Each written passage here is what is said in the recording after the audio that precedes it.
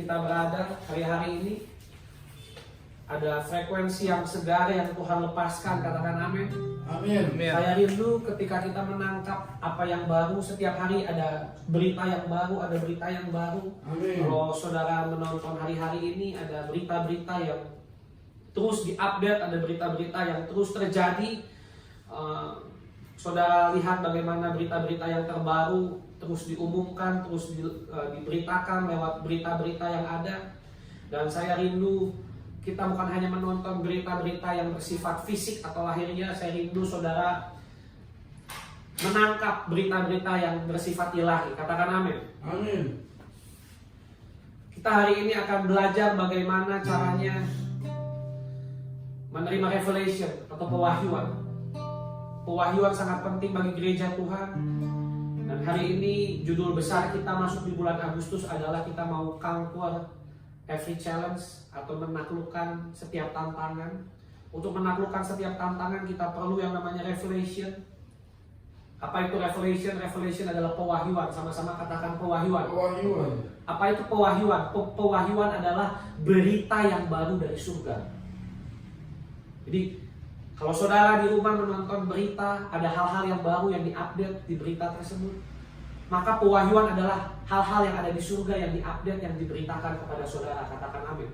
Amin. Jadi pewahyuan yang saudara terima akan membuat saudara bisa menaklukkan setiap challenge saudara. Siapa yang mau menaklukkan tantangannya hari-hari ini? Amin. Ya, setiap kita punya masalah, tapi saya lebih suka sebut masalah kita sebagai challenge atau tantangan. Karena ketika kita mengubah masalah menjadi challenge, maka kita akan tertantang untuk menyelesaikannya. Amin. Amin. Ketika kita mengubah masalah menjadi challenge, maka kita akan mencari jalan keluar. Katakan amin. Amin. Ingat, jangan fokus kepada challenge, fokus kepada pewahyuan. Katakan pewahyuan. Pewahyuan akan memberikan saudara kunci untuk menyelesaikan challenge saudara. Amin. Dalam setiap tantangan ada pewahyuan. Tesmu akan menjadi testimonimu. Ya. Apa yang kau alami, apa yang kau hadapi, itu akan kau terima pewahyuan untuk kau menyelesaikannya. Katakan haleluya. Ya. Saya rindu sebelum saudara masuk kepada apa yang dinyatakan ini, kepada revelation ini, tadi ada satu penglihatan di mana Tuhan memberi gambaran di dalam roh saya menerima impresi di dalam roh saya. Malaikat-malaikat Tuhan sedang berbaris dan meniup sangkakala, sehingga dalam pujian penyembahan tadi sudah saya katakan bahwa malaikat-malaikat meniup sangkakala adalah gambaran dari apa saja. Tadi ketika pujian penyembahan saya sudah nyatakan bahwa ketika sangkakala ditiup, maka Raja Kemuliaan sedang maju ke medan peperangan, ke medan pertempuran, dan sedang mempersiapkan barisan-barisan malaikat untuk Tuhan bisa menyatakan kemuliaannya di tengah gerejanya. Katakan amin. Ya, sangkakala Tuhan sudah ditiup, kita harus mempersiapkan diri, kita harus berjaga-jaga. Ini bukan sangkakala kedatangan Tuhan kedua kali, saudara. Ini adalah sangkakala untuk mempersiapkan pasukan Tuhan di akhir zaman, di mana ke-8 penjuru mata angin Tuhan akan mengumpulkan tentara-tentaranya yang satu frekuensi, satu DNA, satu suara. Katakan satu frekuensi, satu DNA, satu suara. Katakan satu frekuensi, satu DNA, satu suara. Orang-orang yang seperti ini akan Tuhan kumpulkan. Katakan amin. Hari-hari ini Tuhan akan mengumpulkan, membawa dari kota-kota, terus terkoneksi. Kita sudah terhubung dengan kota-kota, negara-negara.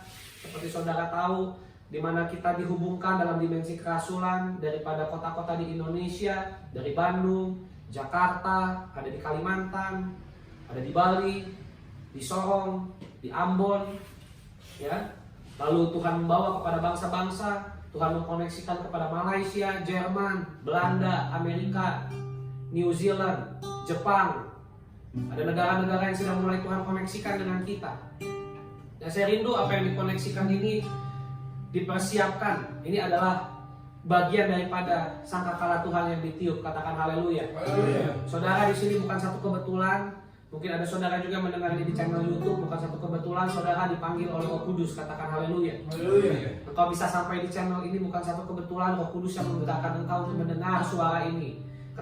Ketika suara daripada frekuensi surga diperdengarkan, maka suara ini akan mengubah frekuensi saudara daripada frekuensi dunia kepada frekuensi ilahi. Katakan amin. Amin. Ya, ini adalah pertemuan yang strategis, jam yang strategis untuk kita menangkap apa yang Tuhan mau. Saudara siap untuk menangkap apa yang Tuhan mau? Yes. Siapkan catatanmu, responi firman Tuhan, katakan haleluya. Haleluya. Ada beberapa hal yang saya mau sampaikan kepada saudara sebelum saya menyampaikan pewahyuan, revelation, yaitu tentang apa yang Papa Jonathan sampaikan, tentang apa yang terjadi dari 2020 sampai 2040. Ini berbicara permulaan dari masa double dekade open heaven, daripada langit terbuka selama double dekade, yaitu 20 tahun ke depan, untuk semua yang tergabung dalam aliansi Isaac, yang disampaikan juga oleh orang tua rohani saya, Dr. Didit Zoefe, yang terus diteruskan oleh kami kepada anak rohani kami. Ada beberapa hal yang harus saudara catat secara cepat, yaitu nubuatan yang disampaikan oleh Papa Jonathan, Dr. Jonathan David. Yang pertama, era kebenaran dimulai dan era orang fasik berakhir. Sama-sama katakan era orang benar. Katakan era orang benar. Ya, era orang benar dimulai dan era orang fasik berakhir. Amin. Amin. Amin. Saya rindu ini menjadi realita dalam double dekade open heaven, double dekade 20 tahun ke depan. Nubuatan yang kedua yang disampaikan oleh Papa Jonathan adalah gereja akan mengekspos roh error dan mampu beroperasi di dalam roh kebenaran. Ini hal yang kedua yang harus saudara catat. Catat dulu saja, mengerti tidak mengerti, nanti Roh Kudus akan singkapkan ketika saudara membaca kembali dan mengingat kembali. Yang kedua, gereja akan mengekspos roh error dan akan mampu beroperasi di dalam roh kebenaran. Hari-hari ini ada banyak doktrin error, gereja error. Ada begitu banyak kepemimpinan yang error, itu akan diekspos oleh Tuhan. Sehingga itu akan muncul ke permukaan, akan dibuat muncul, diekspos, itu akan dimunculkan. Dan gereja akan mampu mengoperasikan roh kebenaran. Artinya gereja yang sebelumnya hidup dalam masa kekelaman, dalam masa kejatuhan, akan dibersihkan oleh Tuhan. Kita semua akan dibersihkan, amin. Termasuk saya akan dibersihkan oleh Tuhan. Yang ketiga, peningkatan dalam gereja dan bangsa-bangsa. Pemerintahan Tuhan akan membuat teror akan dihentikan.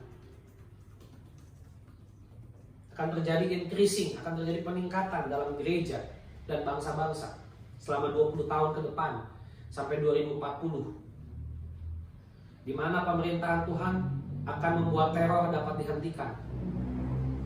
Teror ini daripada iblis, Satan, maut. Gereja akan mampu menstop apa yang iblis kerjakan. Yang keempat, gereja akan bergerak daripada baik menuju kebesaran dan kepada kemuliaan Allah yang maha tinggi. Ini yang keempat, saudara catat. Gereja akan bergerak daripada baik menuju kebesaran. Bukan hanya itu, bergerak terus kepada kemuliaan Allah yang maha tinggi. Ini yang keempat. Daripada ini gereja akan dipisahkan. Gereja yang hidup dalam masa kegelapan akan dibedakan dan dipisahkan. Gereja yang original dan unusual akan diekspos oleh Tuhan. Ya, jadi gereja-gereja dari masa kekelaman yang masih menyimpan doktrin yang salah, itu akan dipisahkan oleh Tuhan dengan gereja yang hidup secara supranatural ilahi. Generasi Kain dan Habel akan dipisahkan. Gereja Kain dan gereja Habel akan dipisahkan. Gereja yang mempersembahkan menurut standarnya dan gereja yang mempersembahkan menurut standar Tuhan akan dipisahkan. Yang keenam, saudara catat, kita akan belajar memenuhi kebutuhan kita dari pocket Jehovah atau kantongnya Jehovah, kantongnya Tuhan, bukan dari sistem Babel atau sistem dunia. Saudara catat, yang keenam, kita akan belajar memenuhi kebutuhan kita dari pocket Jehovah, dari kantung Tuhan, ya, pocket Jehovah, bukan dari sistem Babel atau sistem dunia. Jadi saudara tidak akan lagi makan dari sistem Babel, dengan cara Babel, dengan value Babel atau nilai-nilai Babel. Tapi saudara akan beroperasi dalam sistem yang baru, yaitu Kingdom of God, the unshakable kingdom, kerajaan Allah yang tidak tergoncangkan. Katakan amin. Yang ketujuh, maaf, yang keenam, tadi yang kelima. Yang keenam, jenis pengurapan Samuel akan menjadi nyata dan keimamatan Imam Eli akan berakhir. Jenis pengurapan Samuel akan menjadi nyata. Jadi gereja akan mewarisi pengurapan yang baru, pengurapan Samuel untuk generasi yang baru. Sedangkan keimamatan Imam Eli selesai atau berakhir, yaitu keimamatan yang tidak berkenan di hadapan Tuhan. Gereja yang imam-imamnya tidak berkenan di hadapan Tuhan akan diakhiri oleh Tuhan. Saudara jangan heran kalau ada hamba-hamba Tuhan yang dipanggil sama Tuhan bahkan lebih cepat dari waktunya. Itu adalah tanda Tuhan sedang mengakhiri keimamatan Eli. Ya. Yang selanjutnya, yang ketujuh, saudara catat, akses dari firman profetik yang keluar dari mulut Allah akan menghentikan nubuatan palsu. Akses firman profetik yang keluar dari mulut Allah akan menghentikan nubuatan palsu. Ini poin yang ketujuh. Maka gereja Tuhan akan menerima akses kepada dimensi profetik. Sehingga di mana-mana sekarang menjadi umum. Dulu gereja bernubuat itu aneh. Sekarang di mana-mana gereja bernubuat sudah tidak aneh. Artinya dimensi profetik itu terbuka bagi gereja Tuhan di mana-mana.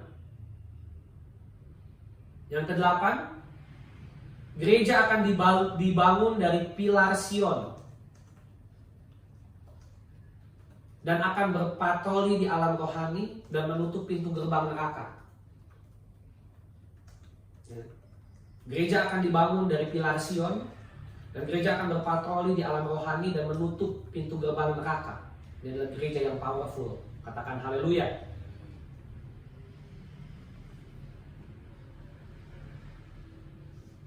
Yang kesembilan, saudara catat, tatanan dunia baru akan ditegakkan sehingga gereja yang melayani Isabel dan Babylon atau Babel akan berakhir.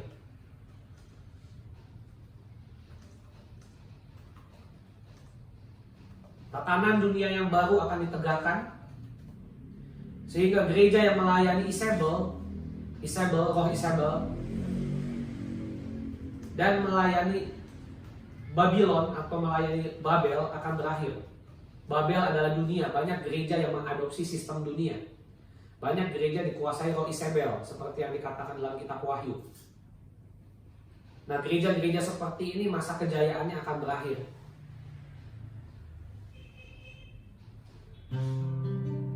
Yang ke-10, manifestasi anak-anak Allah yang dewasa akan dinyatakan. Dan Apostolic Church akan memiliki posisi rohani yang luar biasa. Atau gereja kerasulan, atau gereja yang bergerak dalam dimensi para rasul akan memiliki posisi roh yang luar biasa di alam roh. Manifestasi anak-anak Allah yang dewasa akan dinyatakan. Ini akan terjadi dalam 20 tahun ke depan. Kita sudah masuk 2024. Artinya sampai 2040 masih ada waktu untuk terus gereja bergerak dalam kedewasaan dan memanifestasikan Kristus. Yang ke-11 terakhir, saudara catat, operasi keimamatan Melkisedek akan menjadi nyata di tengah gereja Tuhan. Keimamatan Melkisedek adalah keimamatan Yesus. Yang terakhir, yang ke-11, operasi keimamatan Melkisedek akan menjadi nyata di tengah gereja Tuhan. Ya, ini adalah pewahyuan, adalah revelation yang Papa Jonathan David terima dari Tuhan untuk seluruh aliansi Isaac selama 2020 sampai 2024. Karena kita hari ini sedang membahas daripada Revelation, maka saya membacakan Revelation yang diterima dari Papa Jonathan David untuk kita semua, sehingga kita bisa menangkap frekuensi yang sama untuk hidup dalam dimensi yang sama apa yang dialami dalam satu aliansi besar yang dibangun oleh Roh Kudus. Semua mengalami yang sama di seluruh dunia.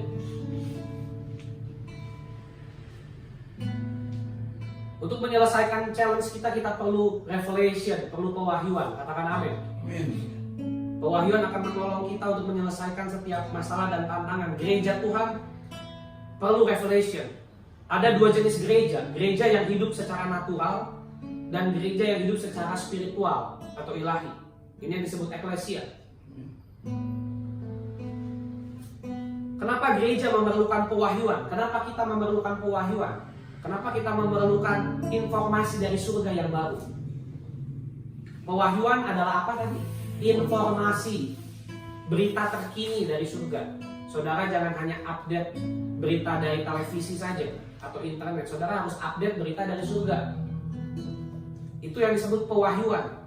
Karena di alam roh, surga terus bergerak, Tuhan terus bekerja sampai hari ini tidak diam. Jadi gereja harus menerima pewahyuan.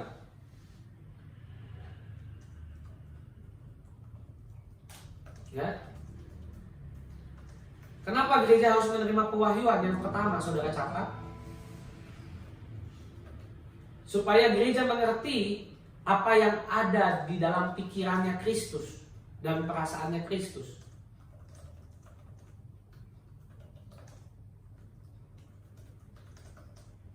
Yang kedua, saudara catat, kenapa gereja harus menerima pewahyuan? Kenapa kita harus hidup dalam pewahyuan Tuhan yang progresif atau meningkat? Supaya kita dapat memanifestasikan Kristus di bumi atau merepresentasikan Kristus di bumi. Atau kita bisa membuat orang melihat Kristus nyata di dalam kita. Kalau kita terus menerima pewahyuan, maka Tuhan bisa menyatakan dirinya lewat kita. Orang akan melihat pribadinya dalam kita. Yang ketiga, kenapa kita harus terus menerima pewahyuan? Saudara catat ini, kalau saudara terlambat mencatat, nanti saudara bisa dengar lagi rekaman ini dan bisa mencatat dengan lebih lengkap. Saudara bisa ulangi lagi, dengar lagi, dengar lagi, karena hal yang saya sampaikan saat ini penting sekali. Yang ketiga, kenapa kita harus terus menerima pewahyuan? Supaya kita dapat menyelesaikan destiny tanpa terseok-seok. Kita bisa menyelesaikan perjalanan hidup kita tanpa babak belur. Ya, jangan saudara bilang yang penting saya setia sama Tuhan sampai akhir, mau berdarah-berdarah, babak belur. Ada yang pernah bilang seperti ini? Sekalipun babak belur, sekalipun yang penting saya setia sama Tuhan, saudara salah. Tuhan tidak mau saudara menyelesaikan garis finish babak belur. Tuhan pengen saudara menyelesaikan di garis finish, saudara itu mukanya berseri-seri, segar, staminanya full, katakan amin. Bukan babak belur. Yang penting saya setia sekalipun sekarang saya miskin, melarat, susah, saya menderita, yang penting saya setia sama Tuhan. Tidak. Kalau saya lebih memilih, saya mau hidup dalam kelimpahan dan saya masuk surga. Yes. Ya, jangan saudara bilang tidak apa-apa saya miskin, melarat, banyak masalah, babak belur, yang penting masuk surga. Itu pikiran generasi di atas kita. Kalau saudara bisa masuk surga sambil penuh kemenangan, kemuliaan, hidup dalam kelimpahan, kenapa tidak? Itu yang Tuhan mau. Amin. Amin. Amin. Yang terakhir, yang keempat, kenapa saudara harus menerima pewahyuan? Supaya saudara terus dapat bertumbuh kepada kedewasaan rohani, menjadi huyos atau anak-anak Allah yang dewasa. Tanpa pewahyuan kita tidak bisa bertumbuh menjadi anak-anak Allah yang dewasa. Katakan haleluya. Haleluya. Ya.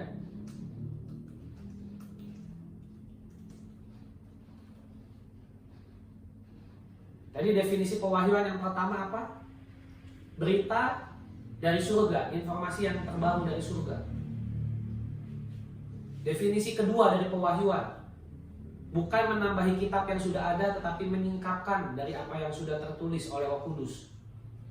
Jadi bukan berarti kita menambahi Alkitab atau mengurangi Alkitab. Pewahyuan itu tidak pernah menambahi Alkitab, tidak pernah mengurangi Alkitab, tapi menyingkapkan apa yang sudah ada di Alkitab. Itulah pewahyuan. Itu dua definisi pewahyuan saya tambahkan. Hidup kita harus dibangun daripada pewahyuan, bukan opini manusia. Katakan bukan opini. Apa itu opini? Opini adalah pendapat orang. Saya hari ini mau mengajar saudara membedakan apa bedanya pewahyuan dan opini. Kalau kita dengar opini orang, kita akan terus tinggal dalam masalah. Hari-hari ini saudara punya tantangan? Saya rindu saudara fokus kepada pewahyuan Tuhan, bukan opini. Amin. Amin. Jangan hidup dari pendapat orang. Kalau saudara hidup dari pendapat orang, saudara akan diombang-ambing. Saudara harus hidup dari opini Tuhan, yaitu pewahyuan. Pewahyuan adalah opininya Tuhan. Jangan saudara hidup daripada pewahyuan, daripada opini publik, atau pendapat publik, atau pendapat orang-orang di sekitar saudara. Ya.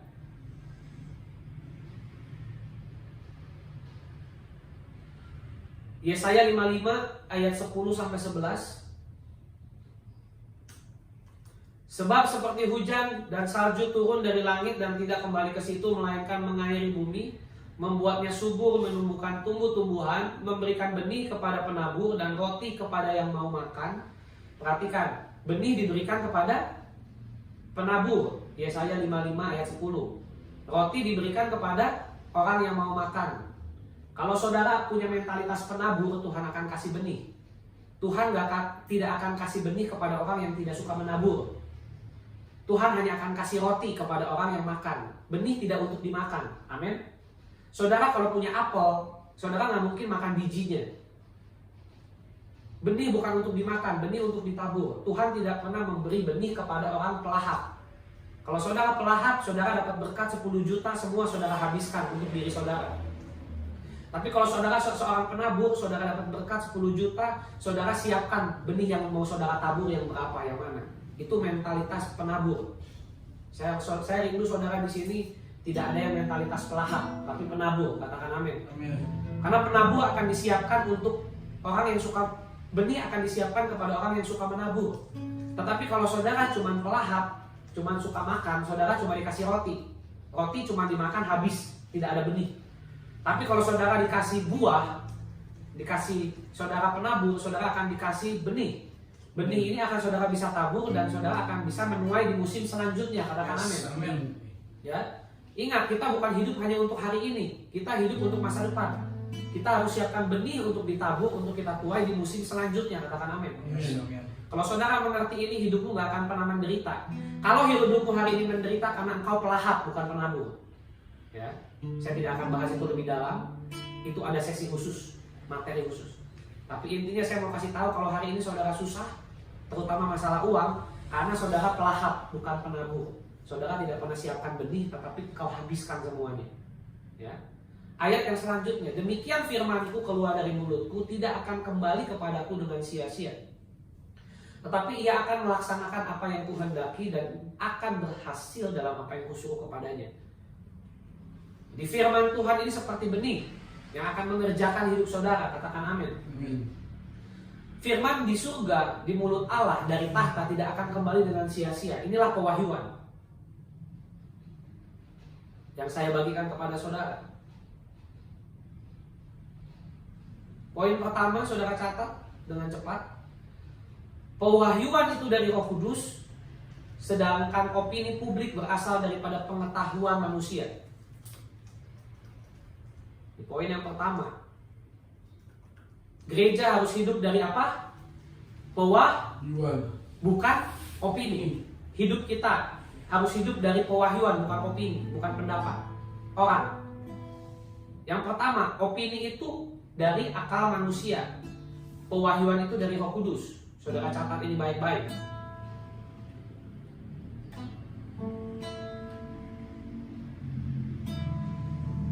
Dari tahta Tuhan tadi dikatakan, firman-Nya itu, pewahyuan itu datangnya dari tahta Tuhan. Yang kedua, pewahyuan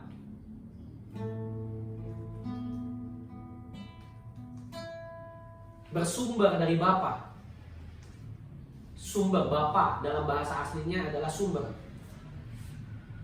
Roh Kudus yang membawanya, yang meningkatkannya, Bapa yang menjadi sumbernya.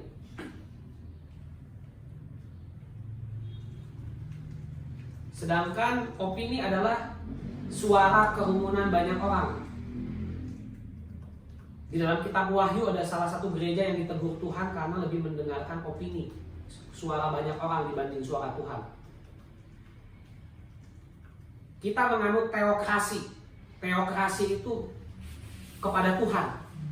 Tuhanlah otoritas tertinggi gereja, teokrasi, Tuhan. Ya.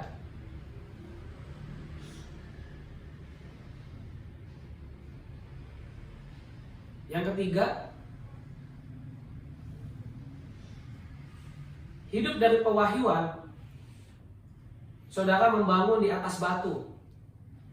Tetapi hidup dari opini publik, pendapat orang, saudara membangun di atas pasir. Jadi orang yang hidupnya dari pendapat orang akan runtuh hidupnya, karena dia seperti membangun di atas pasir. Yang mengerti katakan amin. Ya. Di awal saya membukakan pewahyuan yang diberikan dari atas, diimpartasikan. Itu saya bukakan supaya saudara tahu 20 tahun ke depan apa yang Tuhan mau kerjakan selama double dekade. Dan sekarang saya akan jelaskan apa bedanya pewahyuan dan opini. Kenapa kita harus hidup dari pewahyuan dan bukan dari opini. Yang keempat,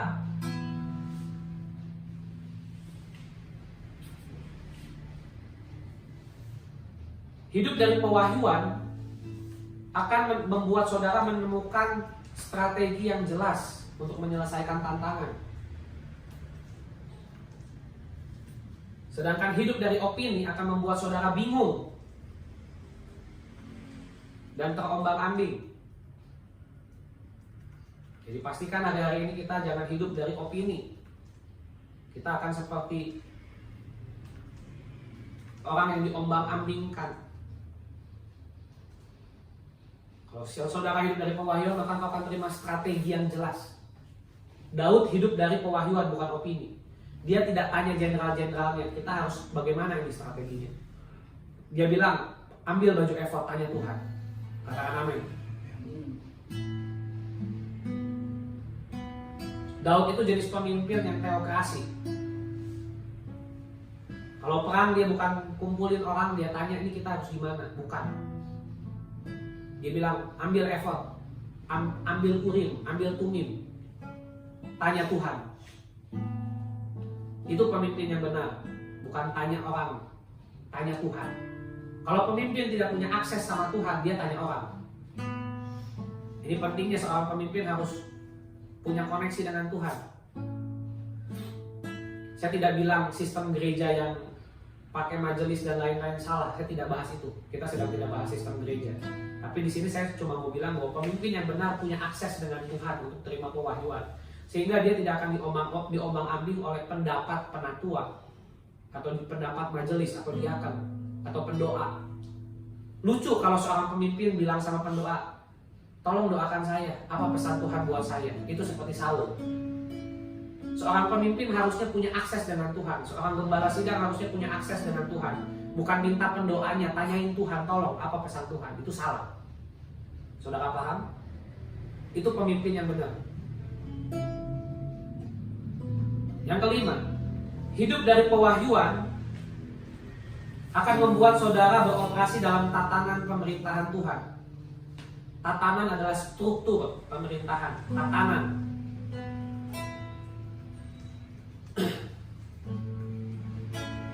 Tetapi opini publik tidak bisa menyatukan orang. Opini publik selalu membuat perpecahan. Saudara ingat Rehabeam? Dia nggak punya akses, nggak punya hikmat sebagai raja. Akhirnya dia tanya tua-tua yang di zaman bapaknya Salomo. Lalu dia tanya yang muda. Lalu dia dengarkan pendapat yang siapa? Yang muda, betul? Rehabeam mendengar pendapat yang muda, mengabaikan pendapat yang tua. Pertanyaan saya, Rehabeam seharusnya mendengarkan yang mana? Tuhan, betul. Kita bukan bertanya kepada yang tua, karena pendapat yang tua adalah kamu harus menjadi pelayan bagi rakyatmu. No, kita bukan pelayan rakyat. Pendeta kalau tidak punya posisi rohani, dia akan menjadi kesetnya jemaat. Raja kalau tidak punya posisi rohani, dia akan jadi pelayan rakyat. Bukan berarti saya bilang pemimpin yang punya hati melayani salah. Kita pemimpin harus punya hati melayani, tapi bukan tunduk kepada opini rakyat. Yes. Amin. Pendapat tua-tua salah, pendapat yang muda salah, dua-duanya salah. Jadi yang benar adalah kalau jadi raja harus punya posisi rohani. Kalau jadi pemimpin harus punya posisi di alam roh. Kalau jadi HRD, jadi CEO, saudara harus punya. Kalau saudara pemimpin perusahaan, jangan engkau tanya sekretarismu ini harus gimana ya. Itu artinya engkau CEO yang gak punya posisi rohani. Kalau engkau pemimpin satu perusahaan, engkau harus tanya Tuhan, punya akses kepada Tuhan. Kalau engkau punya bisnis, engkau harus punya akses kepada Tuhan. Bukan engkau tanya karyawanmu, ini harus gimana ya, saya bingung. Kalau engkau gembala sidang, engkau pemimpin rohani, engkau orang tua rohani, bukan tanya anak rohani, itu salah. Tanya bapak rohani, tanya Tuhan, itu akses yang betul. Seperti Daud tanya Samuel, tanya Tuhan, itu yang betul. Saudara paham? Paham? Kalau saudara paham ini, maka hidupmu pasti menang, mengalami challenge. Katakan amin. Ya. Ingat, opini publik tidak bisa menyatukan, hanya selalu membuat perpecahan. Buktinya apa? Saat Rehabeam mendengar pendapat dari anak-anak muda yang seusianya, maka 10 suku meninggalkan dia. Bayangkan, ini perpecahan terbesar yang terjadi selama sejarah Israel. 10 suku meninggalkan keturunan Daud. Cuma disisakan suku Benyamin dan cuma disisakan suku Yehuda. Dan saudara tahu sampai akhirnya terus suku Yehuda dan Israel itu terpecah. Masing-masing punya raja. Gara-gara siapa? Rehabeam. Rehabeam gara-gara siapa? Salomo. Salomo hidupnya sibuk bukan ngurus anak, mendidik anak, tapi sibuk ngurusin istri. Ada 1000 istrinya. Makanya istri jangan banyak-banyak. Satu istri aja udah bikin pusing kadang-kadang. Ini 1000, bayangkan Bapak Ibu. Jadi nggak ada waktu ngurus anak, yang ada waktunya ngurus istri. Yang satu istri ribut sama yang lain. Makanya dalam kitab Amsal, Salomo nulis, istri yang cerewet lebih baik tinggal di atas sofa rumah daripada istri yang cerewet. Artinya dari 1000, ada istrinya yang cerewet terus. Makanya dia tulis. Saudara lucu deh kalau baca kitab Amsal. Dia lagi nulis apa, tiba-tiba dia nulis lebih baik tinggal di atas sofa rumah daripada istri yang cerewet. Dan itu dia nulis topik beda lagi. Saudara ngerti nggak ini maksudnya apa? Ini tuh Salomo tuh lagi nulis enak-enak, lagi bikin puisi. Istrinya, "Pah, beliin gas, Pah. Cepetan, beras habis, ambil, Pah." Nah, dia harus ngurus dulu. Gua lagi enak-enak nulis, lu cerewet banget. Baru dia nulis lagi. Nah, karena sambil kesel dia nulis di situ. Lebih baik tinggal di atas sofa rumah daripada serumah sama istri yang cerewet. Jadi saudara harus tahu, dan itu beberapa kali dia tulis. Artinya apa? Beberapa kali dia lagi nulis, istrinya teriak, "Pak, istri lu tuh yang satu lagi, nomor 671 tuh, anaknya mukul anak saya." Ribut. Ya, damaiin dulu. Nulis lagi. Istri yang satu lagi teriak, "Pak, udah lama gak kesini. Kapan datang ke sini? Sibuk aja sama istri nomor 3. Saya nomor 700 nggak kebagian." Ribut lagi. Ya. Jadi kebanyakan istri pusing. Ya Bapak Ibu. Nah di sini kita lihat dampaknya kepada Rehabeam, tidak terdidik. Katakan tidak terdidik. Tidak terdidik jadi raja. Akhirnya dia mintalah pendapat tua-tua. Dia mintalah pendapat yang muda. Akhirnya apa? Pecah kerajaannya. Ya saudara, kalau jadi pemimpin jangan tanya pendapat yang tua, jangan tanya pendapat yang muda, tanya pendapat Tuhan. Amin. Kalaupun nanti sidang penatua atau orang-orang bilang, itu hanya konfirmasi pelengkap, bukan hasil akhir. Katakan amin. Bukan berarti salah kita mendengar pendapat daripada penatua atau diaken majelis, tapi jangan jadikan itu sebagai sumber daripada pewahyuan. Itu salah. Gereja akan kacau, akan perpecahan kalau daripada pendapat orang. Ya, buktikan sendiri perkataan saya benar atau tidak. Yang Alkitabiah yang mana? Dari zaman dulu seorang pemimpin itu harus teokrasi, punya akses dengan Tuhan seperti Daud. Jangan seperti Samuel jangan seperti Saul. Tolong dong Samuel tanyain sama Tuhan. Nah itu sama dengan gembala sidang bilang sama pendoa tolong dong tanyain sama Tuhan. Itu salah. Artinya pendoanya punya akses sama Tuhan, gembala sidangnya nggak punya akses sama Tuhan. Ini keliru. Harusnya gembala sidang punya akses sama Tuhan, pendoa punya akses sama Tuhan. Kalau pendoanya ngaco, Gembala sidangnya bisa bilang, Tuhan gak bilang seperti itu sama saya. Amin. Itu yang benar Bapak Ibu, bukan gembala sidang disetir sama pendoa. Salah itu. Ini saya kasih tahu yang benar tatanannya. Yang selanjutnya, yang keenam,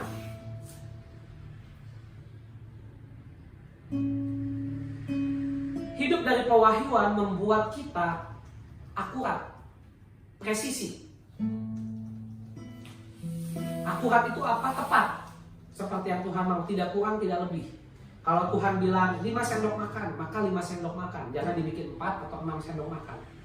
Itu akurat.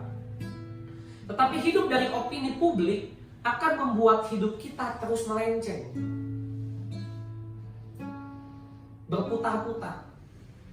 Jadi kalau saudara mau hidup dari opini publik, hidup saudara pasti berputar-putar, pusing sendiri. Oleh karena itu saudara harus cari pewahyuan Tuhan. Katakan haleluya.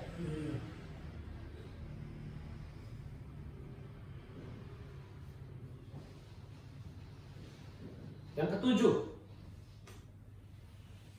kalau hidup dalam pewahyuan Tuhan maka akan damai sejahtera beroperasi dalam hidupmu.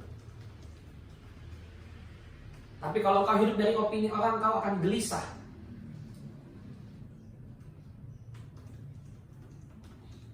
Kau susah tidur.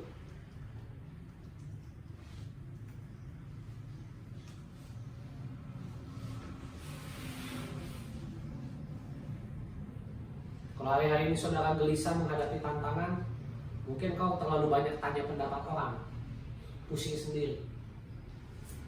Kita sudah punya jalur, sudah ada pembapakan rohani, itu fungsinya. Kalau saudara tidak bisa terima pewahyuan dari Tuhan dengan suara Tuhan langsung, ya di rumah Tuhan. Yang selanjutnya saudara bisa tanya orang tua rohani saudara. Itu fungsinya orang tua rohani, untuk menyalurkan. Seperti Daud tanya siapa? Samuel. Waktu dikejar Saul cari siapa? Samuel. Tapi bukan berarti cari Samuel meniadakan Tuhan. Dia ingat, Daud tetap cari Tuhan, tapi dia tetap cari perlindungan dari Samuel. Tuhan punya fungsinya, tempatkan di porsinya. Orang tua rohani punya fungsinya, tempatkan di porsinya. Jangan salah, harus akurat. Jangan omongan saya diputar balikan, nanti saudara bilang pengkultusan, repot. Orang tua rohani bukan pengkultusan, beda. Kalau pengkultusan yang saudara lihat itu di Thailand, nyang pakai kaki, buah, nah itu pengkultusan. Ditumpang kaki dan itu disembur, itu pengkultusan. Saya tidak seperti itu. Jadi orang tua rohani bukan pengkultusan. Yang kedelapan, hidup dalam pewahyuan akan membuat saudara memiliki belief system yang kuat. Apa itu belief system? Belief system adalah sistem kepercayaan. Tapi orang yang mendengar opini publik, belief systemnya rapuh, sistem kepercayaannya rapuh.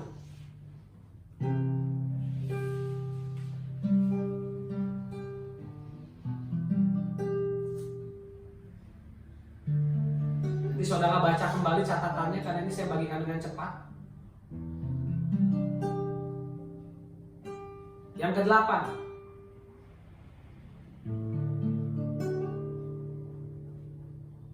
hidup dalam pewahyuan membawa perkenanan Tuhan. Tapi hidup dari opini publik adalah saudara mengejar perkenanan manusia. Jadi saudara mau berkenan di hadapan Tuhan atau manusia?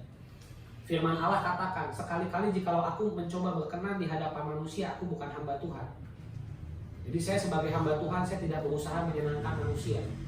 Kalau khotbah saya tidak menyenangkan saudara, mohon maaf, karena saya harus menyampaikan apa yang Tuhan mau, bukan apa yang saudara mau dengar. Jadi fokus kita sebagai orang percaya, sebagai hamba Tuhan, bukan menyenangkan publik, tapi menyenangkan Tuhan.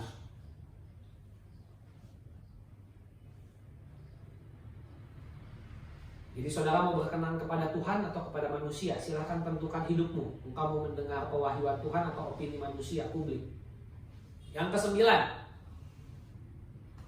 kalau saudara hidup dari pewahyuan, maka saudara akan mengalami perubahan yang permanen.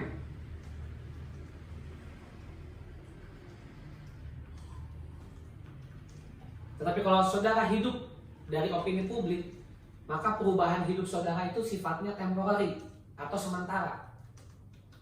Karena engkau buat ini salah, engkau buat itu salah, berdiri salah, duduk jongkok salah. Orang tidak ada puasnya saudara sama hidup saudara. Saudara ngurus anak, orang komentar. Anak dikasih sarapan dikomentarin, nggak dikasih sarapan dikomentarin. Anak nggak dibawain bekal, orang komentar. Dikasih bekal, orang komentar. Nanti saudara pusing sendiri. Nggak ada puasnya orang. Ya. Yang ke-10. Hidup dari pewahyuan akan membuat saudara punya kuasa untuk berkemenangan dan anugerah untuk memerintah. Katakan amin. Yang ke-10 yang terakhir, hidup dalam pewahyuan membuat saudara mempunyai kuasa untuk berkemenangan dan anugerah untuk memerintah. Tetapi hidup dari opini publik membuat saudara tidak punya otoritas, lemah, tidak berdaya.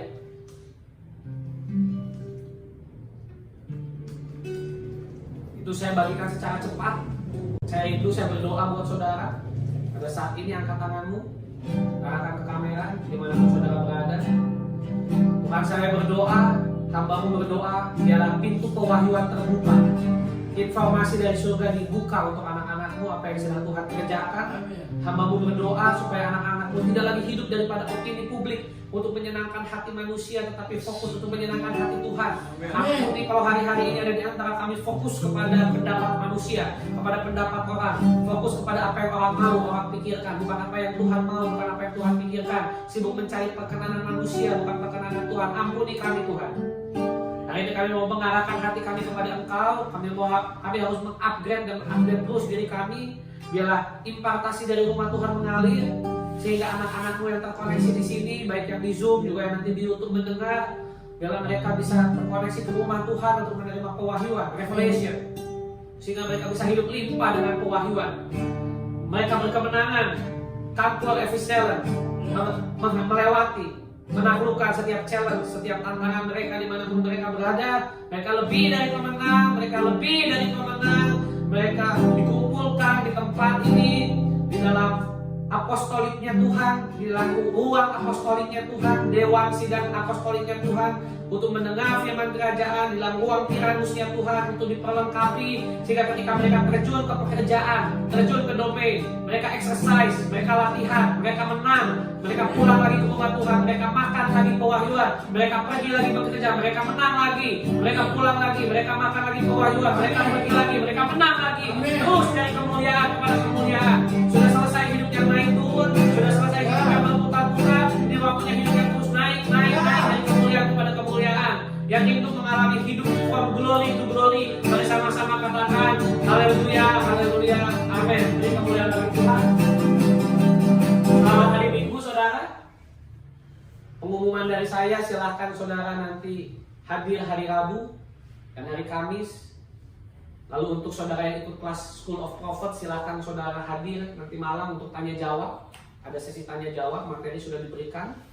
Yang belum menyelesaikan tugas, silahkan diselesaikan tugasnya. Dan nanti kita bisa bertemu untuk melakukan tanya jawab. Saudara yang belum punya orang tua rohani dan rindu untuk dibimbing, hubungi saya. Saudara yang belum memiliki sumber untuk kita makan rohani, silahkan saudara konseling dengan saya, bicara dengan saya, sehingga saudara bisa terkoneksi, bukan hanya menjadi orang luar, bukan hanya jadi pendengar, tetapi saudara bisa terhubung bersama-sama. Jikalau saudara diberkati daripada setiap firman yang dibagikan di tempat ini, sekalipun saudara tidak terkoneksi, tetap firman ini bisa memberkati saudara. Tetapi kalau kata-kata di sini cukup keras atau berbeda, dimaklumi karena ini memang untuk anak-anak rohani, sebenarnya bukan untuk orang luar, untuk internal. Tapi kalau orang luar dan orang mendengar ini dan diberkati, puji Tuhan. Artinya Tuhan yang membawa saudara di sini untuk bisa terkoneksi. Baik, salam kerajaan. Tuhan Yesus memberkati kita semua. Selamat hari Minggu. Shalom everyone. Welcome to Open Heaven Ministry. Let's pray together at Breakthrough Worship every Wednesday at 6 p.m. Jakarta. Mari berdoa bersama dalam Breakthrough Worship yang diadakan setiap hari Rabu pukul 18.00 Jakarta. Let's join the Apostolic class to learn more deeply about God's Word every Thursday at 6 p.m. Jakarta. Mari ikutilah kelas apostolik untuk memperdalam pemahaman Anda mengenai firman Tuhan yang diadakan setiap hari Kamis pukul 18.00 Jakarta. Join us at 30 Minutes Open Heaven Sunday Service. Experience the reality of God's Word that overflows from the house of God. Bergabunglah dalam 30 menit ibadah raya Open Heaven Ministry. Dengarkan impartasi firman dari rumah Allah agar saudara mengalami realita firman secara limpah. For those who want to sow in the form of offerings, tithes, funds for the foundation that we will manage for operation, development, and missions, you can contact Kevin at the contact number listed. Bagi saudara yang rindu menabur dalam bentuk persembahan, perpuluhan, dana bagi yayasan yang akan kami kelola untuk operasional, pembangunan, dan misi, dapat hubungi Kevin di nomor kontak yang tertera. We open for a prayer service for those who long to be prayed for. You can contact Kevin with the contact listed on the screen. Kami membuka pelayanan doa bagi saudara yang rindu didoakan. Saudara bisa menghubungi Kevin dengan kontak yang tertera pada layar. You can follow the Foundation social media and also visit the Foundation website to obtain information about the Foundation event. Saudara bisa mengikuti sosial media yayasan dan juga mengunjungi website yayasan untuk memperoleh informasi seputar kegiatan yayasan. See you again at the next event. God bless. Sampai berjumpa di acara berikutnya. Tuhan memberkati.